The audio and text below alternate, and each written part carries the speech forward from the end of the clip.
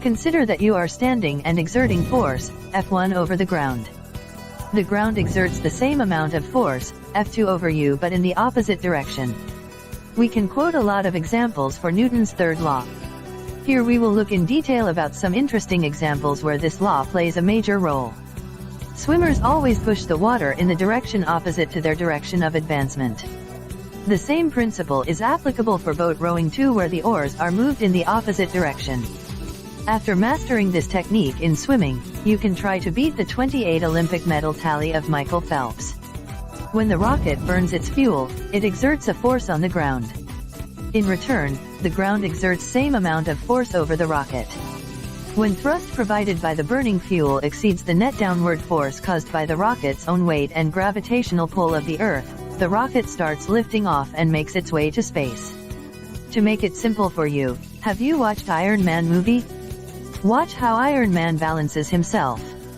He produces thrust in all directions to maintain his equilibrium. You might have watched Arnold in the Predator movie, holding a heavy machine gun and fighting against the invisible alien in the jungle. Have you noticed him while shooting with the gun?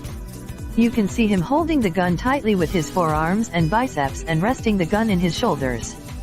When the bullet is fired out of the gun, it exerts an equal amount of force in the opposite direction of its trajectory, which is technically called recoil effect.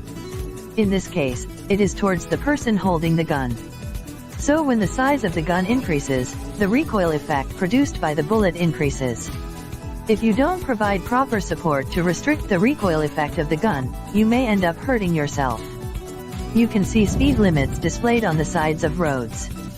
The purpose of this limit is to reduce the probability of mishaps caused by overspeeding vehicles and to minimize damages in case of any accidents.